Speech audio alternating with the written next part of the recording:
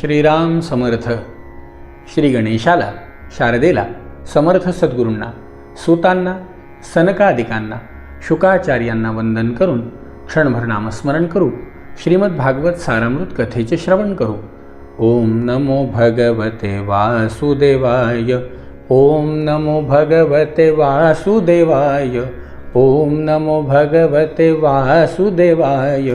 ओम नमो भगवते वासुदेवाय. ओम नमो भगवते वासुदेवाय. गोपाल कृष्ण भगवान की जय. सच्चिदानंद रूपाय विश्वोत्पत्त्यादिहेतवे तापत्रय विनाशाय श्रीकृष्णाय वयं नमः. श्रोते हो, नमस्कार. शुकाचार्य राजा परीक्षितीला सांगतायत, राजा, दुर्योधनसुतान् राजन् लक्ष्मणान् समितिञ्जयः स्वयंवरस्थामहरत् सांबो जांबवती सुतः. युद्धात विजय मिळविणाऱ्या जांबवती पुत्र सांबाने स्वयंवरामध्ये दुर्योधनाची कन्या लक्ष्मणा हिला पळवलं. त्यामुळे कौरवा कुपिता उचूर. त्यामुळे कौरवांना राग आला. ते म्हणाले, हा मुलगा उर्मट आहे. त्यांनी आम्हाला तुच्छ लेखून बळजबरीने आमच्या कन्येचे तिच्या मर्जीविरुद्ध अपहरण केलेत. म्हणून या उद्धटाला पकडून बांधून टाका. यादव आमचे काय वाकडे करू शकतील पाहू तरी. ते आम्हीच दयाबुद्धीने दिलेल्या धान्य संपन्न जमिनीचा उपभोग घेतायत. आपल्या मुलाला कैद केल्याचे ऐकून जर ते लोक इकडे आले तर आम्ही त्यांची घमेंड नक्की जिरवू. त्यामुळे जसे संयमी पुरुष इंद्रियांना शांत करतात त्याप्रमाणे तेही शांत होतील. नक्कीच त्यांनाही आम्ही धडा देऊ. असा विचार करून इति कर्ण शलो भूरिर यज्ञकेतु सुयोधनः सांब मारे भिरे बुद्ध्युन कुरु वृद्धानुमोदिताः. असा विचार करून कर्ण, शल, भरीश्रवा, यज्ञकेतू आणि दुर्योधन यांनी कुरुवंशातील ज्येष्ठांच्या संमतीने सांबाला पकडण्याची तयारी केली. कौरव पाठलाग करीत आहेत असं पाहून महारथी सांब एक सुंदर धनुष्य घेऊन सिंहासारखा एकटाच रणांगणामध्ये उतरला. इकडे कर्णाला सेनापती बनवून कौरववीर धनुष्य घेतलेल्या सांबाजवळ येऊन पोहोचले आणि रागाने त्याला पकडण्याच्या इच्छेने थांब थांब असं म्हणत त्याच्यावर बाणांचा वर्षाव करू लागले. राजा, यदुनंदन सांब अचिंत्य ऐश्वर्यशाली अशा भगवान श्रीकृष्णांचा पुत्र होता. जसा सिंह तुच्छ पशूंच्या आक्रमणामुळे चिडतो त्याप्रमाणे तो कौरवांच्या चढाईने त्यांच्यावर चिडला.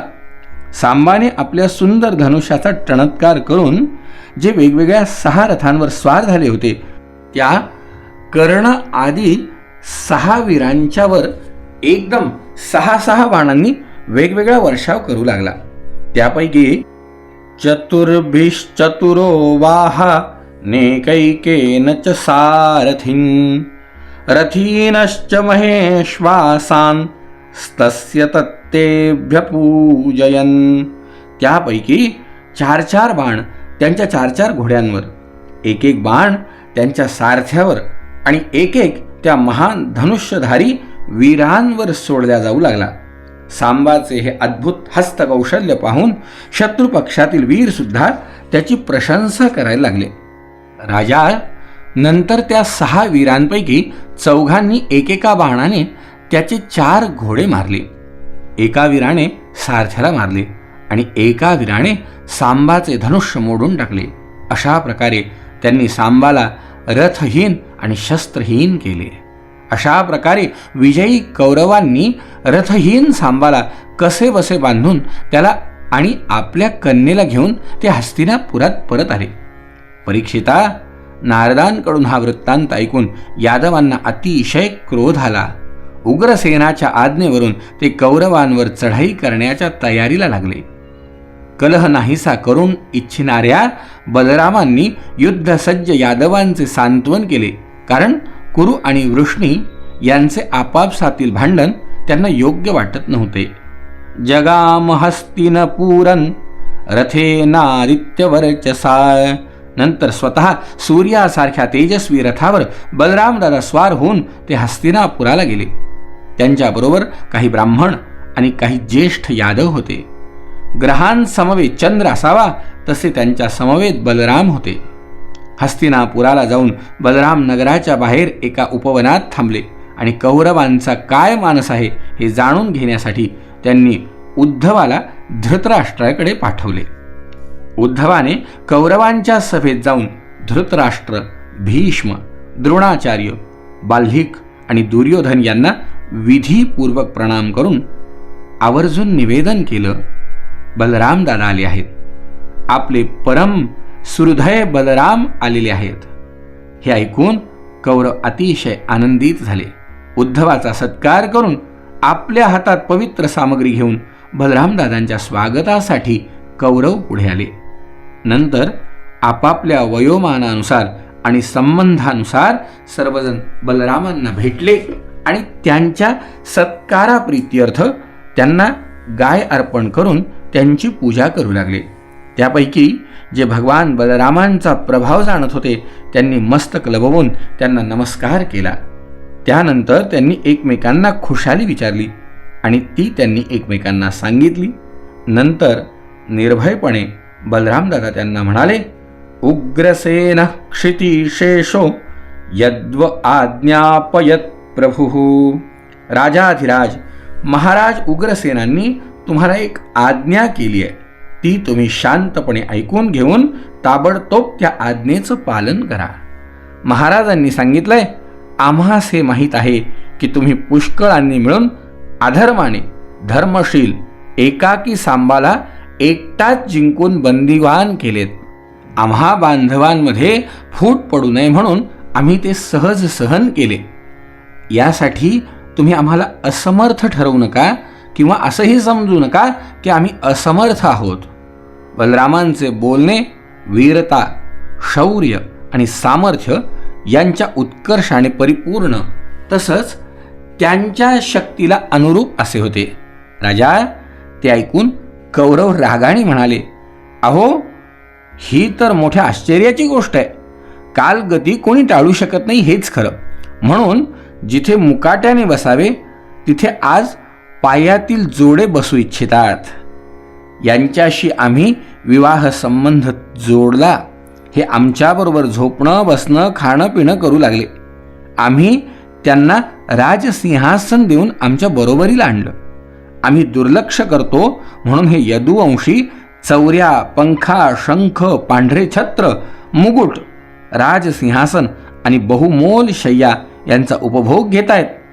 यापुढेही राजचिन्हे यादवांना द्यायला नकोत. जसं सापाला दूध पाजणं घातक आहे त्याप्रमाणे राज्य देणाऱ्या आमच्याच विरुद्ध हे वागतायत.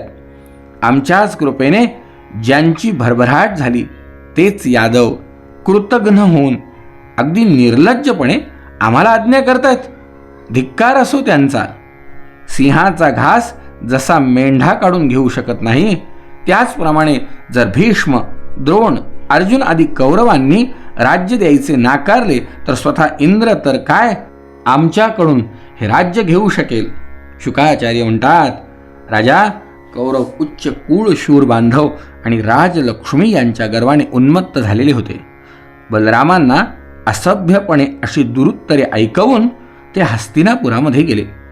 बलरामांनी कौरवांचे असभ्य वर्तन पाहिले, त्यांची दुरुत्तरेही ऐकली. त्यामुळे त्यांचा चेहरा रागाने लालबुंद झाला. त्याच वेळेला त्यांच्याकडे पाहवत सुद्धा नव्हतं. ते वारंवार जोरजोरात हसून म्हणायला लागले, नूनन्नाना मदोन्नद्धा. जे दुष्ट निरनिराळ्या मदांनी उन्मत्त होतात त्यांना शांतीची इच्छा नसते. या पशूंना वशणीवर आणण्यासाठी दंडुक्याचा प्रयोग करणं अत्यावश्यक आहे. त्याचप्रमाणे अशांना योग्य मार्गावर आणण्याचा उपाय म्हणजे त्यांना शासन करणे होय. आता हेच पाहना, यादव आणि श्रीकृष्णसुद्धा रागाने लढाई करण्याच्या तयारीत होते.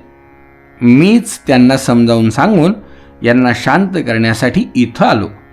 तरीसुद्धा हे भांडण्याची खुमखुमी असणारे अहंकारी मूर्ख वारंवार माझा तिरस्कार करून बोलू नये ते बोलायला लागले.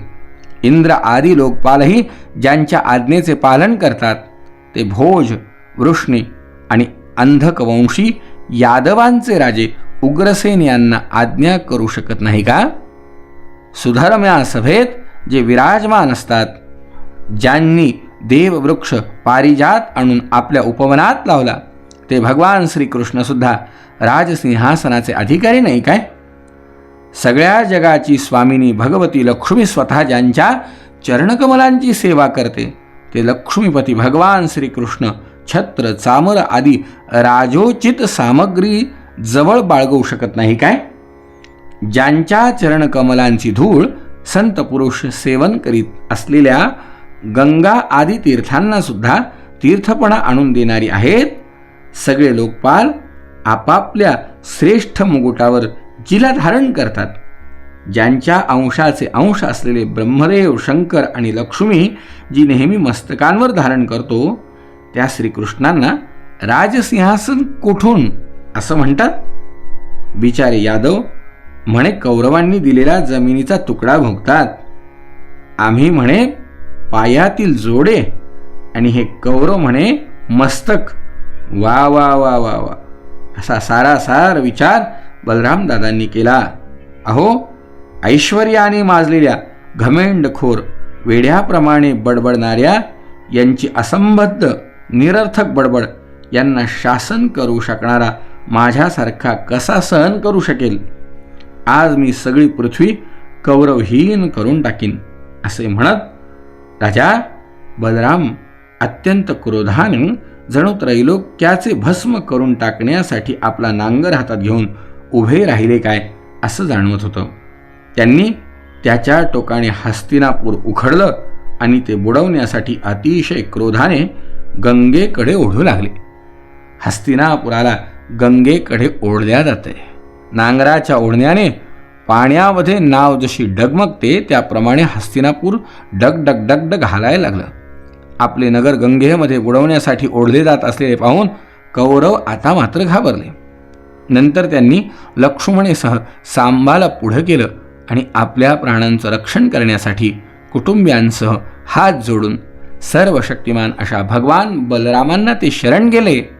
राम रामाखिलाधार प्रभावन्न विदामते मूढानान्न कुबुद्धीनाम क्षंतुमर्हस्यातिक्रमम्. हे लोकाभिराम बलरामा, आपण सगळ्या जगताचे आधार आहात. आम्ही आपला प्रभाव जाणत नाही. हे प्रभो, आम्हा मूर्खांच्या अपराधाबद्दल आम्हाला क्षमा करा. आपण जगाची उत्पत्ती, स्थिती आणि प्रलयाचे कारण आहात आणि स्वतः कोणत्याही आधारविण आहात. हे सर्वशक्तिमान प्रभो, हे त्रैलोक्य आपलं खेळणं आहे असे ज्ञानी लोक म्हणतात. हे अनंता, आपली हजारो मस्तक आहेत आणि आपण सहजपणे हे भूमंडळ आपल्या मस्तकावर ठेवले आहे. जेव्हा प्रलय होतो तेव्हा आपण साऱ्या जगाला आपल्यामध्ये लीन करून घेता आणि शिल्लक असलेले एकटेच आपण शयन करीत असता. हे भगवान, आपण जगाची स्थिती आणि पालन करण्यासाठी विशुद्ध सत्वमय शरीर धारण केलं आहे. आपला हा क्रोध, द्वेष किंवा मत्सर यांमुळे नसून सर्वांना शिक्षण देण्यासाठी आहे. म्हणून नमस्ते सर्वभूतात्मन सर्वशक्तिधराव्यय विश्वकर्मन् नमस्तेस्तु त्वां वयं शरणं गताः. हे सर्व शक्तींना धारण करणाऱ्या सर्व प्राणस्वरूप अविनाशी भगवान, आम्ही आपल्याला नमस्कार करत आहोत. हे विश्वनिर्माण करणाऱ्या देवा, आम्ही आपणास नमस्कार करतो. आम्ही आपणास शरण आलो आहोत. शुकाचार्य म्हणतात, नगर डगमगू लागल्याने भयभीत झालेले कौरव भगवान बलरामांना शरण आले आणि त्यांनी त्यांची स्तुती केली. तेव्हा अत्यंत प्रसन्न होऊन भिवू नका असे म्हणून त्यांनी त्यांना अभय दिलं. कन्येवरील प्रेमामुळे दुर्योधनाने वरदक्षिणा म्हणून 60 वर्षांचे 1200 हत्ती, 10,000 घोडे, सूर्यासारखे चमकणारे सोन्याचे 6,000 रथ आणि सोन्याचे हार घातलेल्या 1,000 दासी आपल्या कन्यादानामध्ये दिल्या. आप्तांनी सत्कार केलेले यदुश्रेष्ठ भगवान बलराम त्या सर्वांचा स्वीकार करून नवदाम्पत्याला बरोबर घेऊन राजा द्वारकेत आले. नंतर बलराम द्वारकापुरीत पोहोचले, आपल्या प्रिय बांधवांना भेटले. त्यांनी हस्तिनापुरात कौरवांशी जे काही घडले ते सर्व यादव सभेत सांगितले. आजही दक्षिणेकडे उंच असलेले आणि गंगेकडे थोडेसे झुकलेले हे हस्तिनापूर बलराम दादांच्या पराक्रमाची साक्ष देत आहेत. राजा, यापुढे काय झालं उद्याच्या भागात श्रवण करू. जय जय रघुवीर समर्थ.